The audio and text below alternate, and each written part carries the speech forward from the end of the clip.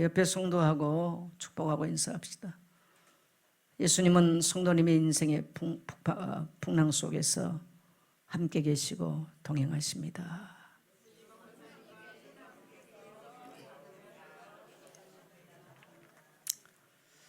성도님 마음껏 두려워하지 마시고 염려하지 마세요. 주님이 찾아오셨습니다.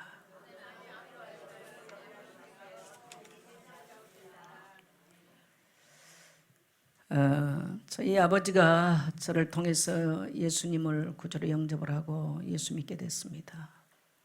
저희 아버지는 13대 종갓집의 종손이었어요. 그래서 예수를 믿는다고 하는 것은 절대적으로 불가능한 일이었습니다. 저희 집의 제사가 얼마나 많은지 모르죠. 그렇기 때문에 그러한 가문 가정 안에서 예수를 믿는다고 하는 것은 절대적으로 불가능한 일이었습니다. 근데 끊임없는 인생의 풍랑과 풍파가 쉬지 않고 가정 안에 일어났습니다. 그래서 저희 아버지에게 예수를 구주로 이제 복음을 전했더니 저희 아버지가 무릎을 꿇고 저에게 예수님을 영접을 하셨어요. 그리고 예수를 믿기 시작하면서 가정의 모든 우상 숭배하는 이제 뭐 특별한 우상이라기보다는 제사 지내는 게 저희 우상이었으니까요. 이 모든 우상을 다 치웠습니다.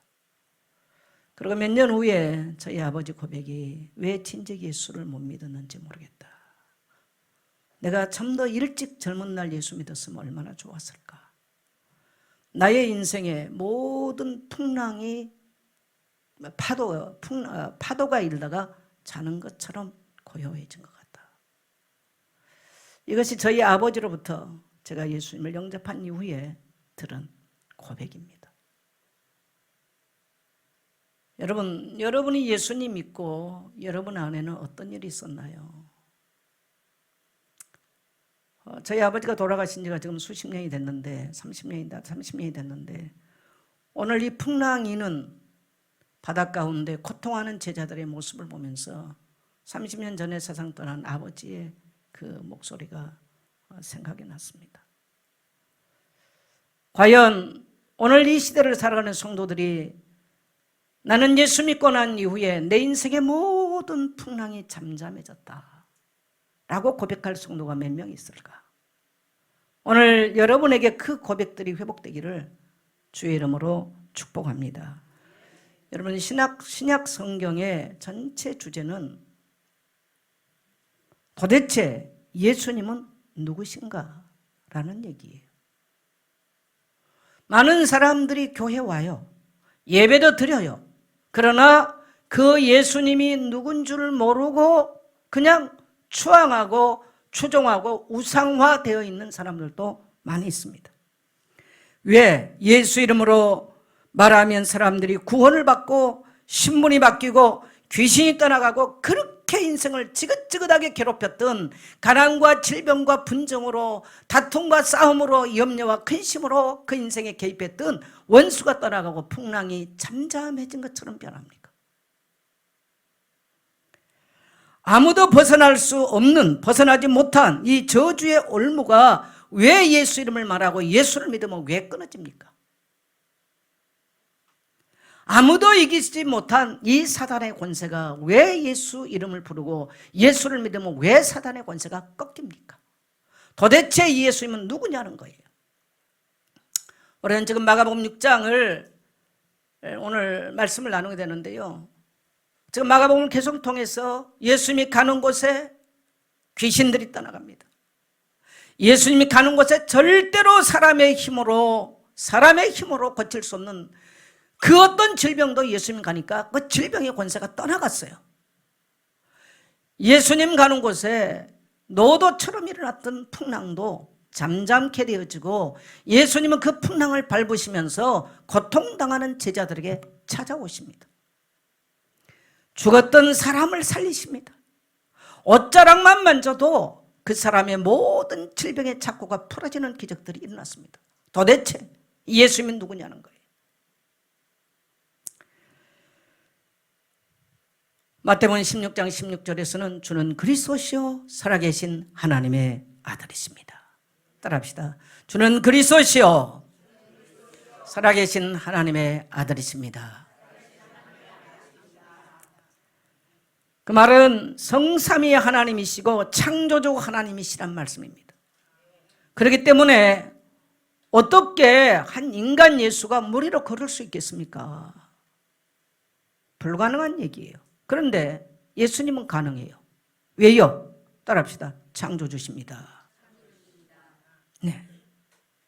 자연을 통치하신 분이에요. 영계를 통치하신 분이에요.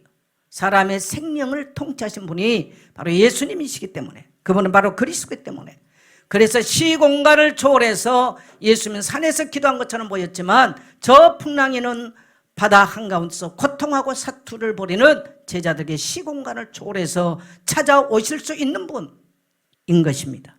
그래서 지금도 그 예수님은 성령 안에서, 성도 안에서, 또 성도의 인생 가운데 개입하셔서 시공간 초월해서 지금도 역사하고 계신 줄 믿습니다. 자, 영상 하나 좀 보여주세요.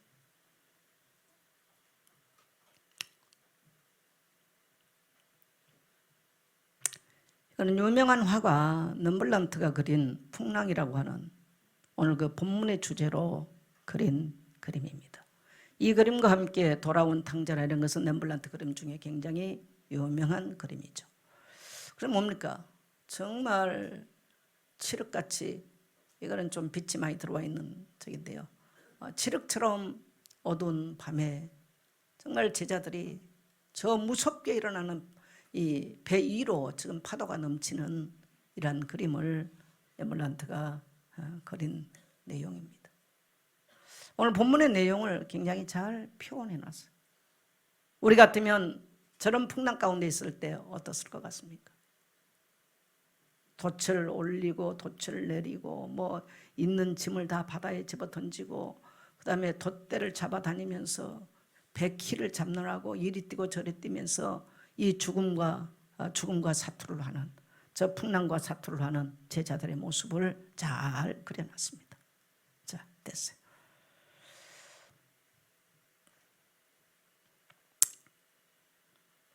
예수님께서 보리떡 5개와 물고기 2마리로 5,000명을 먹이시고 12강주리에 남은 조각을 거둬들였던 사건, 신약에 많은 사건들이 있습니다. 그러나 그 사건을 통해서 예수님은 생명의 주인, 인생의 먹고 마심의 해결자, 다시 말하면 인생의 살고 죽음의 모든 문제 해결자가 바로 예수 그리스도라는 사실을 보여주고 계신 줄 믿습니다. 그래서 인생은 늘 거기에 속고 있는데요, 예수님은 오늘 그 사건을 통해서 그걸 보여줘요. 근데 그 사건 이후에 지금 일어난 문제죠. 자, 45절 같이 갑니다. 같이 읽으면 시작. 예수께서 즉시 제자들을 재촉하사 자기가 무리를 보내는 동안에 배 타고 앞서 건너편 벳세다로 가게 하시고 46절. 무리를 작별하신 후에 기도하러 산으로 가시니라. 네, 예수께서 어떻게 해요? 즉시로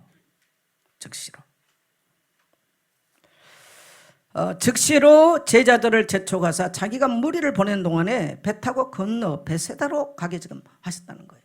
즉시로 했어요. 그렇게 해서 이제 제자들을 예수님이 보냈는데, 예수님의 말씀에 순종을 하고 좀 바다를 건너가는데 풍랑이 일어난 거예요. 정말 있을 수 없는 이야기. 근데 예수님께서 그 밤에, 정말 제자들은 죽음과 싸우고 있는 그 밤에 새벽 한 3시에서 4시 사이에 풍랑이 있는 바다 가운데로 예수님 물 위로 걸어오셔서 두려워하지 마라, 나니 안심하라 라고 말씀하시면서 제자들에게 찾아오십니다. 그리고 예수님께서 물 위로 걸어오셔서 제자들이 타고 한 배 위로 올라오시니까 즉시로 모든 풍랑은 잠잠케 되어지고, 요한복음서는 표현하면 그들이 가려는 땅에 이르렀다라고 말합니다. 오늘 우리는 이 말씀을 통해서, 첫째로 우리가 이 말씀을 통해서 중요한 교훈을 얻을 게 뭐냐면, 따라합시다. 헛된 허영심과 명예심으로부터 자신을 보아라. 왜 예수님이 45절에 즉시로 제자들을 재촉했습니까? 즉시로. 나는 이것을 폭풍우보다 더 무서운 인생의 역풍이다, 그렇게 생각을 해보았어요. 사람에게는 뭐가 있냐면요, 자기가 우상이 되고 싶은 간절한 욕구가 있습니다. 또 사람은 누군가 사람을 자기 보기에 아름답고 행복한 우상으로 만들고 싶어요. 이게 인간의 특성이에요. 그래서 예수님께서 보리떡 5개와 물고기 2마리로 5,000명을 먹였다면요, 넉넉하게 우상이 될 수가 있는 거예요. 사람들은 그래서 예수님을 요한복음 6장 14절 15절을 보면 이는 참으로 그가 세상에 오실 그 선지자가 아니겠느냐 하면서 15절을 보면 이렇게 표현합니다. 예수님을 억지로 잡아 임금 삼으려 하신지라. 그래서 예수님은 홀로 산으로 가셨더라. 요한복음 15장에서는 그렇게 이 배경을 설명을 해요. 예수님은 군중의 무리, 군중 심리를 너무 잘 알고 있어요. 사람의 심리를 너무 잘 알고 있어요. 여러분, 우리가 인생을 살다 보니까 우리 인생에 만나는 물질이 없고 가난하고 질병이 들고 실패하고 이 풍랑보다 더 무서운 풍랑이 있어요. 우리 인생의 역풍이 뭐냐? 헛된 명예심과 헛된 욕망이라는 거예요. 제자들과 예수님은 능히 세상의 임금이 될 수 있어요. 오늘날로 하면 대통령이 그냥 될 수 있어요. 그래서 언제가 무섭냐? 이렇게 응답이 일어나고 축복이 일어나고 뭐 기적이 일어나고, 그래서 사람들은 늘 자기가 대단한 걸 뭘 말하고 싶은 거예요. 내가 뭘 했고 내가 이런 응답을 받았고. 이게요, 목사에도 똑같아요. 제가 젊은 날을 살아보고 이제 노년을 향해서 목회를 하면서 느끼는 감정이 너무 다른 거예요. 나도 모르게 내 속에 막 어마어마한 사람을 구름대처럼 몰고 다니면서 이런 우상 같은, 그러면서 하나님의 역사가 일어났다고, 하나님이 응답했다고, 하나님이 축복했다고, 하나님께서 기적을 주셨다고 이렇게 말하고 싶은 이러한 욕구, 이러한 뭡니까? 우상적 요소가, 이러한 헛된 욕망이 우리 속에는 얼마나 도사하고 있는지. 왜 여러분 세상에 성공하고 싶습니까? 왜 많은 기독교인들은 성공하고 실패를 할까요? 진정한 성공과 진정한 행복은 뭘까요? 보리떡 5개와 물고기 2마리로 오늘 제자들이 보세요. 자기들 손으로 막 띄워주니까 막 끊임없이 라는 놀라운 걸 받잖아요. 얼마나 우쭐댔겠어요. 막 성도들이 지나가니까 그때 당 사람들이 아이고 베드로, 나는 베드로에게 떡을 먹었어. 나는 안드레에게 나는 떡을 먹었어. 나는 요한이 띄워줄 때 배불러서 아주 말할 것이 없었어. 이러면서 얼마나 사람들이 뒷담화가 많았겠습니까? 오늘날 교회 안에요, 성도들이 그거 하고 싶은 거예요. 내가 저 목사님 만났더니 막 내 인생에 뭐가 어떻고 내가 가서 전도를 했더니 뭐가 어떻고 내가 막 뭐를 했더니 하나님이 나의 인생을 축복했고. 정작 정말 존귀함을 받고 드러내야 될 그 성삼위 하나님은 온데간데가 없고, 우리가 행했던 우리의 모습들, 그런 육신적인 것들, 그러면서 헛된 이런 명예심에, 이런 뭡니까? 인기에 영합하고 싶은 인간의 우상되고자 하는 욕구들. 예수님은 이것을 너무 잘 아시기 때문에 왜 산으로 가셨냐? 자신을 보호하는 방법이에요. 자신을 보호하는. 여러분, 예수 믿으면서 열등감이 강할수록 세상에 성공을 못하면요, 교회에서 막 기도를 열심히 하는 거예요. 왜? 그래서 내가 막 영적인 남보다 우월하다는 걸 증명하고 싶은 거예요. 그래서 하나님이 막 나에게 막 이렇게 막 응답과 축복을 주셨다, 이거를 하고 싶은 거예요. 그래서 목사들이 대체적으로 열등감이 강합니다. 왜 그러냐? 목사들이 오늘날 뭐 많이 공부하고 뭐 이런 사람도 있지만요, 대체적으로 아닌 사람이 많거든요. 그래서 그런 어떤 욕구들, 정말 우리가 하나님 앞에서는요 너무너무 부질없는 것들. 근데 열등감이 강하면 뭘 하기는 해요. 왜? 더 갈급하니까. 그러나 그것이 헛된 우상이라고 하는 것. 여러분, 성경이 로마서 1장에서는요 우상에 대해서 경계하는데요, 자꾸 우리는 보여지는 뭔가 불상 이런 것만 하는데, 아니요, 그것보다 무서운 것은요 로마서 1장 18절은 사람이 가장 무서운 우상이라고 나와요. 사람이 무서운 우상. 그래서 우리는 잘못하면 신앙생활하면서 사람을 따라다니고 사람의 인기, 사람에게 인기를 얻기 위해서 그래서 자꾸 예수님을 그 예수님의 누군가의 포커스가 맞춰진 것보다는 그 기적을 일으키는 그 예수에게 자꾸 포커스가 맞춰지는 거예요. 그래서 얼마나 많은 사람들이 그러한 것들을 그러한 심리로 교회 왔다가 그 욕구가 충족되지 않을 때는 교회를 또 따라가게 되는 것입니다. 또 조금만 뭐가 되면요 딱 신앙의 본질보다는 자기 어깨에 힘주고 자기 명예나 자기 인기를 드러내고 싶은 이러한 욕구가 모두에게 있어요. 저에게도 너무너무 강하게 있었어요. 또 아직도 아마 천국 갈 때까지 그러겠죠. 여러분 하나님 앞에서는 이 모든 것들이 얼마나 부질없다라는 거예요. 그래서 예수님은 그럴 때마다 곧바로 한적한 곳을 찾아가시고 예수님은 그럴 때마다 홀로 산에로 들어가셔서 기도하신 것입니다. 왜 홀로 산에 갔을까요? 두 가지 방법이에요. 첫째는요 제자들을 예수님이 막 띄어서 보내잖아요. 왜? 제자들 심리 아시거든요. 그 촌놈들 진짜 별 볼 일 없는 촌놈들 예수님 따라오니까 자기들을 막 손에서 떡이 막 불어나니까 이거 얼마나 그 도치 그 성공에 도취됐겠어요. 그거 아시는 거죠. 그래서 예수님은 빨리 뛰어서 아마 배를 발로 팍 차버렸을 겁니다. 빨리 건너가라. 이 제자들을 보호하는 방법이었어요. 두 번째는 예수님 자신을 보호하는 방법이. 그래서 예수님 뭐 하십니까? 따라합시다. 홀로 기도하셨다. 여러분 교회에서 왜 기도하라고? 또 어떤 사람은 기도 자체의 목적을 두는, 우리는 기도 자체가 목적은 아닙니다. 행위 자체가 목적이 아니야. 하나님과 교제하고 그 속에서 하나님의 음성을 듣고 내 삶의 방향을 늘 새롭게 해나가는 데 목적이 있는 것이지 기도 자체가 목적은 아니에요. 그래서 오늘 우리는 우리 인생의 역풍, 성공 이후에, 축복 이후에 또 인기, 또 헛된 명예욕, 명예심, 이거는 신앙이 아니라는 거. 이것은 우리 인생에 언젠가 불어닥칠 폭풍보다 더 무서운 역풍이라는 사실, 오늘 우리 모든 성도님들 깨닫게 되시기를 주의 이름으로 축복합니다. 왜 우리는 금요일날 모여서 기도합니까? 따라합시다. 내 자신을 보호하는 길입니다. 교회를 보호하는 길입니다. 네, 목사도 잘못하면 우쭐대고 교만해지고요. 교만 떨거든요. 네, 교만 떨어요. 뭔가 어디 내세우면 교만 떨게 돼 있어요. 우쭐해지게 돼 있어요. 인기에 영합하게 돼 있어요. 명예욕을 추구하게 돼 있어요. 우리는 자꾸 뭐 전보고 뭐 하고 이런 것만이 우상이라는데 그게 우상이 아니고요. 가장 무서운 우상은 사람이에요. 때로는 자식이 우상이 되고요. 때로는 남편도 우상이 되고요. 때로는 아내가, 때로는 목사가. 그래서 왜 이단들이 나옵니까? 이단이 처음부터 이단 아니에요. 늘 그렇게 인기에 영합하다 보면요. 어느 날 보면 자신이 우상화 돼 있어요. 뭐 자신이 이단이 되려고 한 게 아니고 우상화 되려고 한 게 아니라요. 사람들이 그렇게 만들어요. 오늘 예수님은 절대 그럴 마음이 없어요. 그래야 사람들이 그렇게 만들기 때문에 제자들도 지금 뭔지 어리둥절하고 있는데 심리적으로는 그거 건드리면 그렇게 넘어가게 돼 있는 거죠.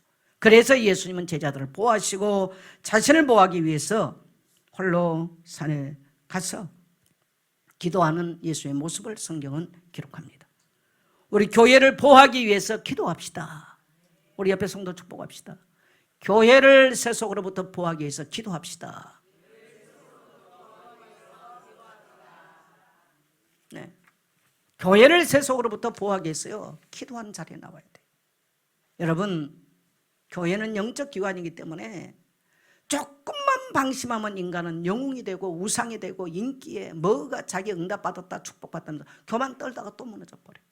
교회 똑같아요. 교회의 본질은 하나님이 뭐 수많은 군중이 모였냐, 하나님은 그거 보시지 않을 겁니다. 그래서 여러분 금요 기도에 모여서 온 성도가 함께 기도하면서 하나님이 우리 교회의 이 방향, 이 배가, 교회라고 하는 이 배가 주님이 원하는 곳까지 그 항구에 이룰 수 있기를 기도하는 성도 되시기를 주의 이름으로 축복합니다. 두 번째로는 폭풍우 가운데 찾아오신 예수님이세요. 예수님이 그때 우리가 마가복음 4장에서도 그랬죠. 거라사 지방에 귀신 들린 자를 만나러 갈 때도 예수님이 가라고 그랬어요. 근데 또 폭풍 만나는 거죠. 그 예수님 배에서 주무셨어요. 근데 오늘 또 보니까 예수님이 빨리 가라고 막 재촉을 했어요. 왜? 교만 떨지 말고 빨리 가라. 그 인기에 영합하지 말고 빨리 가라. 그 헛된 육신의 것이 응답과 축복인 줄 알고 그것 자랑하다가 머물지 말고 빨리 가라, 이 말이었어요. 근데 제자들은 순종했어요. 순종했는지 모르 나는 내 생각에 아마 예수님이, 나는 그 갈릴리 호수를 가봤거든요. 자갈이 쫙 깔려 있죠. 아마 모르기는 하지만 예수님이 발로 배를 빵 차버리지 않았을까 싶어. 빨리 가라고. 근데 순종했는데 폭풍이 일어난 거예요. 여러분, 정말 교회에서 헌금하라, 교회에서 뭐하라 할 때 그 이후에 여러분 인생에 문제가 오면 여러분 어떤 생각 들겠어요? 아니, 나는 교회 사는 대로 했고 목사님이 하라는 대로 했고 뭐 있으면 기도하자고 했고 정말 교회를 헌금하고 순종했는데 왜 나에게는 이런 풍랑이 일어나는가? 왜 나에게 있는 풍랑은 끝나지 않는가? 정말 예수님은 어디 계신가? 예수님이 살아계신가? 이런 원망 불평 하셨나요, 안 하셨나요? 우리 이준선이 권사님은 솔직하시네. 다른 성들은 전혀 안 하고 난 믿음이 있어요 같은 표정. 그러나 거의가 그런 반응들을 하게 돼 있습니다. 48절 같이 갑니다. 시작. 바람이 거스름으로 제자들이 힘겹게 노젓는 것을 보시고 밤 사경쯤에 바다 위로 걸어서 그들에게 오사 지나가려고 하시매. 아까는 46절에 보니까 예수님 어디 계셨어요? 산에 기도하러 계셨단 말이죠. 밤 사경이란 말은 3시에서 4시 사이, 가장 칠흑같이 어두운 시간이에요.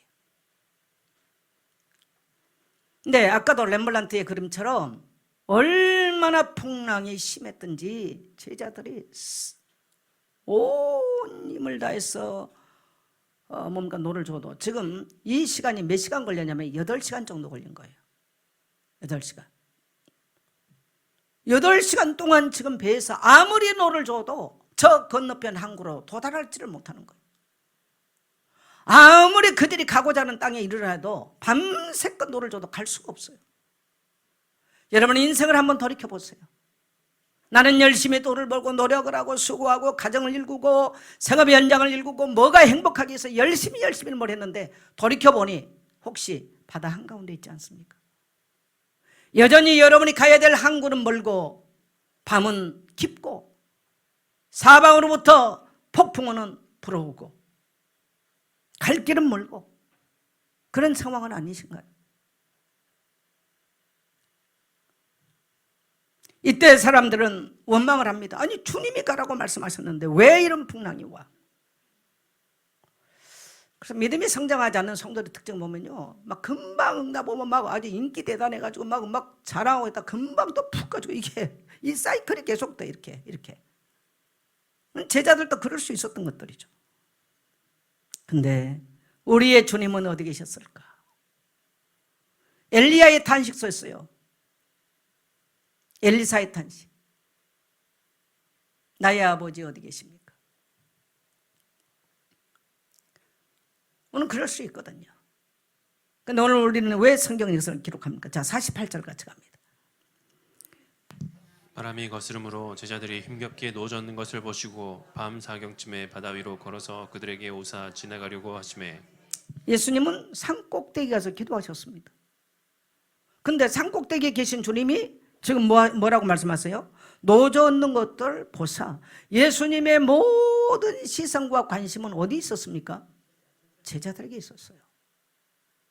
갈릴리 높은 산꼭대기에서 만월이 이제 휘영청, 쉽게 말하면 이 뭡니까? 갈릴리 바다를 비치니까 아까 그 렘블란트 그림에 보니까 달빛이 비치는 모습으로 나오잖아요. 그러니까 제자들 노젓는 것이 보였던 거죠. 물론 예수님은 또 하나 영적으로 그들을 보고 있었죠. 그러나 육신적으로도 갈릴리 뭡니까? 이 높은 꼭대기에서 볼 수 있었던 그런 광경이었겠죠. 근데 제자들이 타는 배가 한치도 앞으로 안 나가는 거예요. 점점점 파도는 점점점 거칠어져요. 그때 제자들은 예수님은 어디 계실까? 예수님은 우리를 잊어버렸을까? 나의 하나님은 살아계실까? 나의 하나님은 나와 함께 계신가? 라고 우리는 절망하고 낙심하고 탄식할 때가 많죠. 근데 여러분, 갈릴리 어느 산꼭대기에서 바다를 건너는 제자들의 그 모습을 밤새워 지켜보셨던 예수님은 지금도 하나님 보좌 우편에서 시공간을 초월하여 우리가 어디에 있든지 간에 구원받은 성도가 있는 곳마다, 또 역사와 이 땅의 모든 이루어진 곳마다 예수님은 시공간을 초월해서 보고 계신 줄 믿습니다. 특별히 구원받은 성도를 불꽃 같은 눈동자로 하나님은 보고 계신 줄 믿습니다. 그래서 예수님께서는 무리로 걸어오신 거예요. 자, 50절 같이 갑니다. 시작. 그들이 다 예수를 보고 보고 놀람이라. 이에 예수께서 곧 그들에게 말씀하여 이르시되 안심하라 내니 두려워하지 말라 하시고. 여기서 그들이요 두려워했어요. 그러면서 유령인가 했어요. 이거는요 그들 깊은 뿌리 속에 있는 그들의 신앙의 모습이에요. 우리는 뭐가 막 신앙이 좋은 것처럼 막 얘기하고 그러는데요, 그 사람에게서 위기가 오거나 문제 왔을 때 드러나는 모습은 그 사람의 뿌리 깊은 신앙의 모습인 거죠. 제자들도 지금 예수님이 누군가 했어요? 유령. 예수님 머리 풀어 헤치고 다니시잖아. 물론 그때 뭐 이거는 그림이지만 그 다음에 흰 옷 입고 다니잖아. 그럼 우리나라 전설의 고향 비슷한 모습이에요 이게.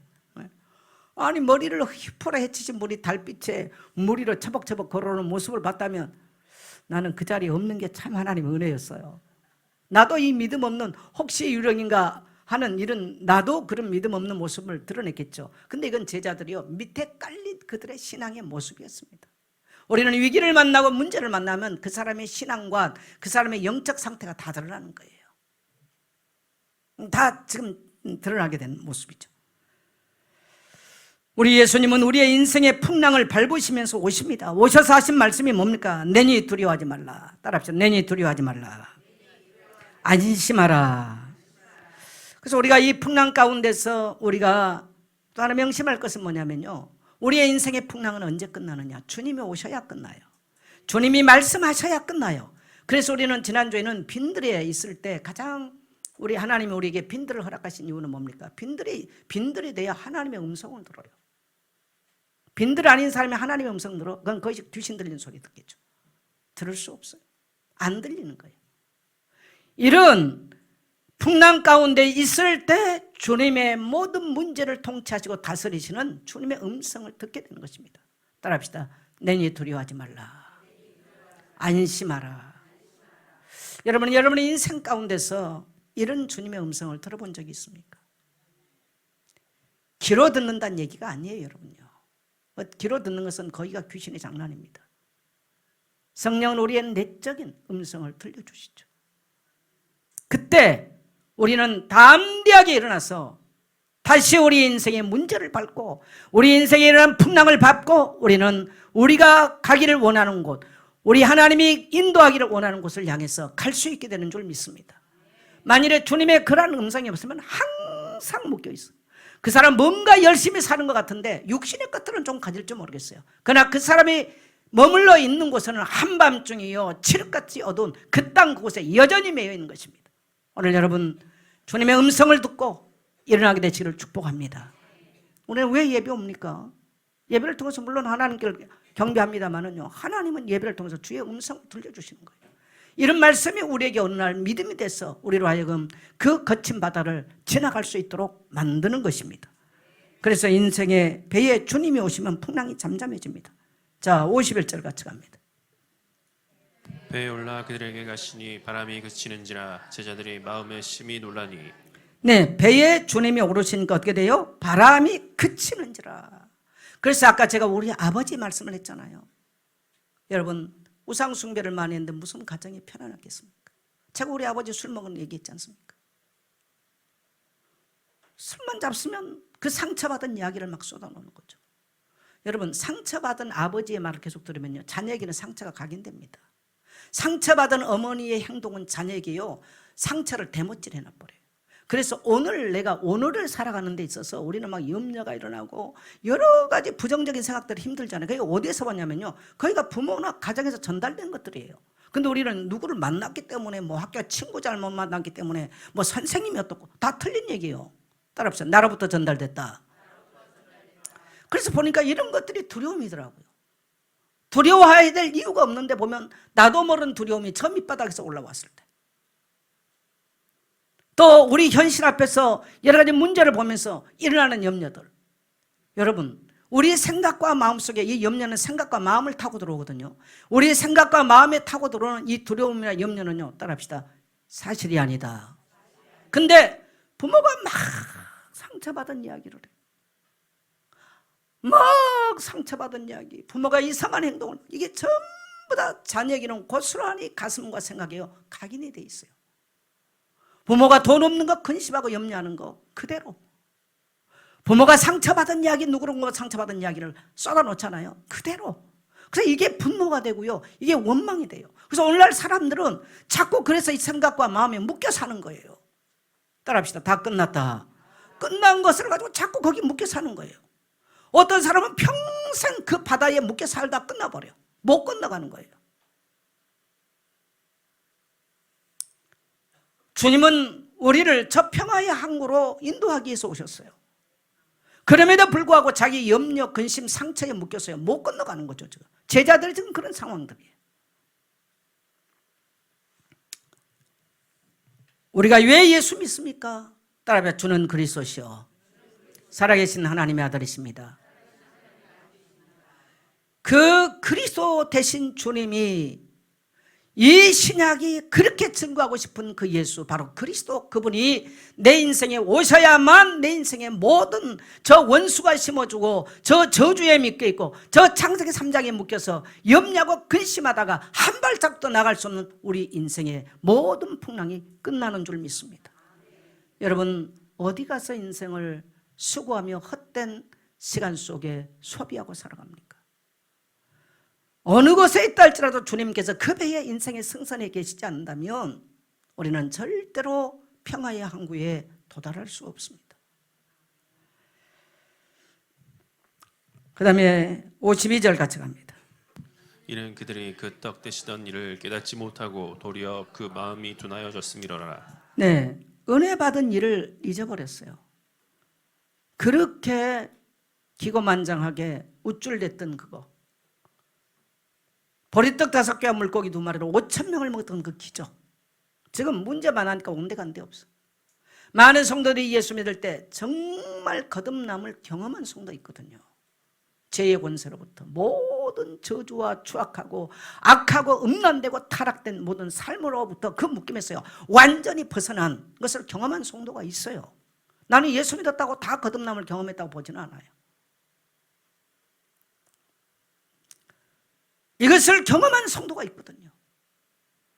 그리고 나의 외적인 환경이 변하기 전에 하나님은 신령한 은혜를 부어주셔서 이 세상 가운데 내가 살고 있지만 이 세상과 나는 온데간데 없고요, 하늘에 하나님이 신령한 은혜 주신 거기에 내가 매료돼서 그 주님의 음성을 듣고 그 주님과 동행만 살았던, 그래서 질병이 와도 질병을 넘어서고 가난이 있어도 가난을 넘어서고 아무것도 소유하지 않지만 절대로 가난한 자로 살지 않은 이 놀라운 하나님의 은혜를 경험하며 살았던 그 기업과 그 은혜를 경험한 성도가 있습니다.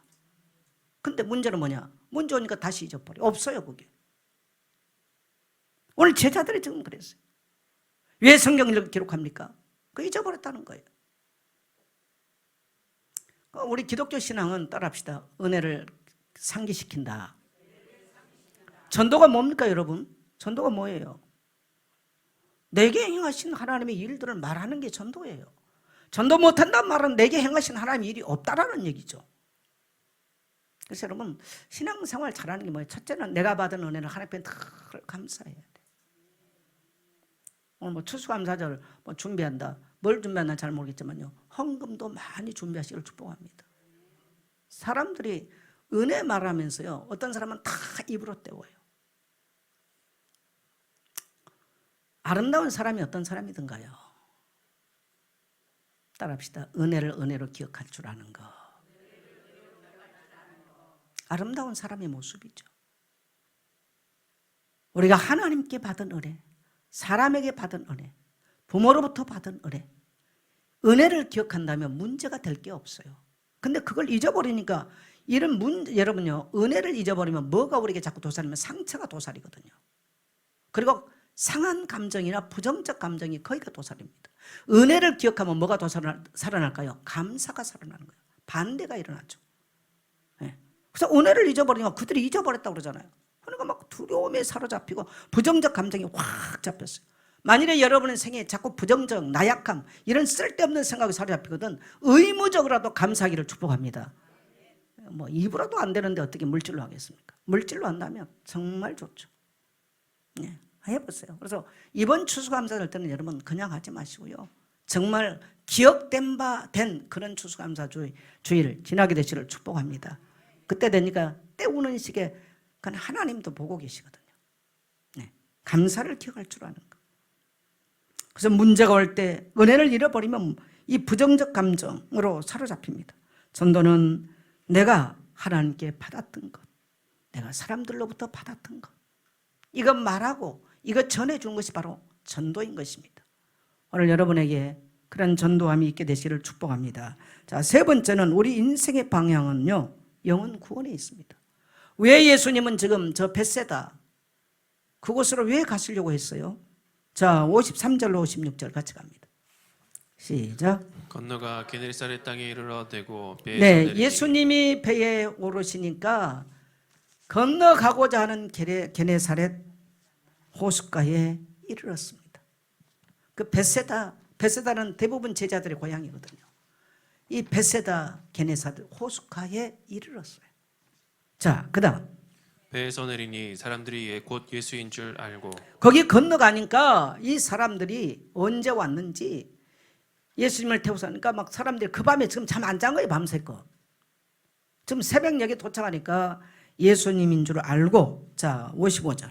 그 온 지방으로 달려 돌아다니며 예수께서 어디 계시다는 말을 듣는 대로 병든 자를 침상째로 메고 나아오니 네, 예수라고 하는 말을 듣고 사람들이 막 달려 나와서 새벽인데도 지금 뭐 시장이고 어디고 할 것 없이요. 막 병자들을 막 침상채, 침대째 지금 떼매고 지금 예수님 있는 곳으로 인산인해를 이룬 거예요.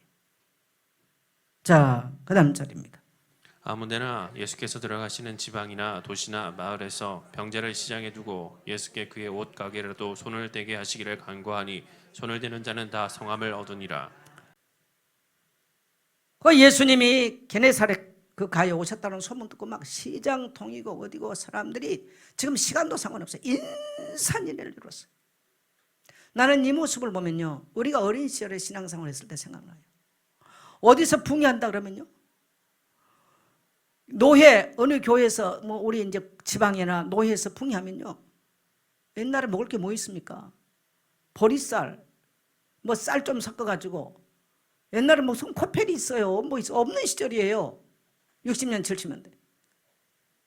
솥단지 떼매고 그 안에다가 나무 장작 좀 짜게서 넣고, 그래도 노회 큰 교회에 그런 데서 사경하고 그러면 거기 가가지고 노예 마당 그 교회 한마당에 거기다 막 교회들이 모여가지고 밥 끓여 먹고 된장 뭐 있어요. 된장 떼어가는 게 된장 가져간 게 다야.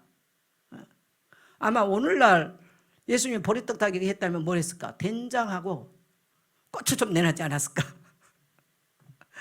그때 당시에 보리떡 타서 뭡니까? 물고기 2마리지만 뭐 우리가 어렸을 때는 물고기 없었어요. 대부분 사람들이 일어나고 할 때 된장하고 고추 따가지고 나갔어. 아마 고추 5개하고 된장 내놨지 않았을까 싶어. 그런 더 험악한 우리 인생을 살아왔는데, 그래도 사람들이 거기에서 밥 끓여 먹으면서 은혜 받겠다고. 은혜 받겠다고. 지금처럼 교회에서 밥 줍니까? 안 줬어요. 우리 시대는 뭐 교회들이 기도원 듣는다고 엄청 일했어요. 청년들 가서 일을 많이 했거든요. 청년들이 밥 공짜 안 줬어요. 다 굶어가면서 자기 돈 내가면서 교회 다 헌신하고 살아왔던 세대들이에요. 그러면서 한국 교회에 정말 일들을 이루어왔죠. 그 은혜 받겠다고 사람들이요, 뭐 산상 집회하거나 교회에서 1년에 몇 번씩은 했지 않습니까? 60, 70년대 특히 이럴 때. 그러면 은혜 받겠다고 가서 쪼그리 앉아가지고 신발 다 옆에 갖다 놓고 앉아있어. 왜? 또 은혜 받고 또 신발 가져가 버리니까. 예. 신발 옆에 놓고 그거 기도하고 밤새고 기도하고. 옛날에는 12시 뭡니까? 통행금지성 못 가요. 새벽 4시 때까지 기도하는 거죠. 그러면서 가서 그게 우리 한국 교회, 우리 한국 사회를 바꿔낸 놀라운 기적입니다. 저는 보리떡 5개와 물고기 2마리 사건보다 더한 기적이라고 생각합니다. 그 사모함들이. 지금 예수님은 이곳에 이렇게 갈급한 영혼들이 있는 거 아시고 가신 거예요. 아시고 가셨어요. 예. 손만 대도 다. 왜 예수님은 그 폭풍을 지나서 그 밤새워 폭풍을 지나서 제자들로 하여금 그 벳세다를 왜 가라고 그랬어요? 그 갈급한 구원받은 영혼들, 병들고 가난하고 눌린 그 영혼들을 구원하기 위해서 예수님은 그곳에 가신 줄 믿습니다. 여러분 어디에 관심이 있습니까? 아까 예배 들어오기 전에 우리 윤선희 권사님이 그 얘기를 하더라고요. 수요 메시지를 들으면서 내가 다빈이를 좀 찾아가야 되겠구나. 교회에 이렇게 안 나오고 있는데 오늘 다빈이 왔어요? 안 왔어요. 메시지 들으면서 이런 영혼을 내가 불쌍히 여기고 가야 되겠구나. 여러분 우리의 관심은 어디에 있습니까? 아까 앞에 부분에 막 인기, 명예, 응답 받았어요, 축복, 거기 지금 관심이 있어요. 예수님은 그거 경계하라고 그러잖아요. 그리고 어디로 가라? 따라합시다. 구원받을 영혼이 있는 곳으로 가라. 그게 지금 예수님이 이 폭풍우를 지나서 게네사렛 호수로 건너간 이유가 바로 거기 있습니다. 얼마나 많은 사람들이 걷지 못하니 침대채 들고 나오는 이런 영혼들이 거기 있습니다. 오늘 우리는요, 기독교인들 전부 다 자기 문제에 걸려 있어요. 왜 목장별로 왜 흩어지는 교회 하라니까? 여러분 우리끼리 모여서 카페 좋은데 분위기 가서 밥 먹게요. 이제 오늘부터는 그 분위기 버리세요. 카페 좋은 것이 아니라요, 그 돈 차라리 모아가지고요 어려운 성도 찾아가십시오. 어려운 성도 찾아가십시오. 또 구원받을 영혼 찾아가십시오. 그게 우리가 해야 될 우리의 모습인 거예요. 우리 사복음서 얘기는 뭡니까? 따라서 복음서 이야기는 예수님의 전도 행전이다. 예수님의 전도 행전이에요. 우리 손은 되는 자는 다 성함을 입었어요. 오늘 이 뭡니까? 마지막 절 같이 한번 읽습니다. 다시 하반절 그의 옷까지 시작. 그의 옷가에라도 손을 대게 하시기를 간구하니 손을 대는 자는 다 성함을 얻으니라. 여러분 이것이 예수님께서 이 땅에서 교회가 어떻게 교회의 모습은 뭐냐 하는 것을 보여주는 거예요. 예수님의 목회 현장이거든 이게. 예수님의 관심은 항상 병든 자, 죄 가운데 눌린 자, 가난한 자, 세상에 소망이 없는 자, 묶인 자들을 찾아가는 것이 예수님의 사역입니다. 교회는 여기에 관심이 있어야 돼요. 그래서 교회는 이런 치유와 회복이 일어나고 이런 표적과 기사와 이적이 성도들 가는 모든 현장마다 일어나는 것이 바로, 일어나야 되는 것이 바로 교회인 것입니다. 여러분 목사가 강대상 갖다 놓고 여러분에게 설교하는 무슨 연사도 아니고 그래갖고 목사가 대단해서 그거 하는 것이 아니에요. 그건 교회 본질이 아닙니다. 이해되시면 아멘 하세요. 그 교회 본질 아니에요. 그래서 모여서 기도하고 힘없고요, 이러한 잃어버린 영혼을 찾아가는 것이 교회의 본질입니다. 여러분을 통해서 병자들이 고침받기를 축복합니다. 죄인들이 회개되기를 축복합니다. 눌린 자가 자유케 되기를 축복합니다. 착고에 묶인 자가 풀어지기를 축복합니다. 이게 교회의 본질입니다. 교회가 해야 될 일들입니다. 그래서 따라합시다. 교회는 치유와 회복이 일어나야 된다. 그래서 그게 교회의 본질이에요. 그래서 우리가 어린 시절에 예수 믿었어도요, 시골 동네라도 어린 아이였지만요 가서 예수님을 찾아가 귀신이 벌벌 떠는 걸 보게 되고요, 담대하게 우리 청년 때는요 사람들을 붙잡는 기도하는데 귀신 떠나 이런 일들이 났기 때문에 한국교회가 지금 이러한 놀라운 역사를 이뤘고 또 그러한 것들을 경험했기 때문에 담대하게 여러분 앞에 서서 말씀 전할 수 있는 것입니다. 할렐루야. 자, 오늘 또 예수 이름으로 흩어지는 곳에는 구원받을 영혼이 있어요. 인생의 풍랑과 싸우는 영혼이 기다리고 있습니다. 그래서 오늘 여러분이 목장이라 하는 배를 이끌고 고통당하는 저 게네사렛 땅을 향해서 갈 수 있게 되시기를 주의 이름으로 축복합니다.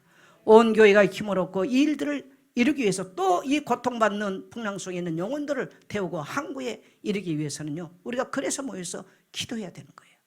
주님이 우리 인생 가운데 오면 따라합시다. 풍랑은 잔잔케 됩니다. 주님은 시공간을 초월하십니다. 주님은 보좌에서 나를 보고 계십니다.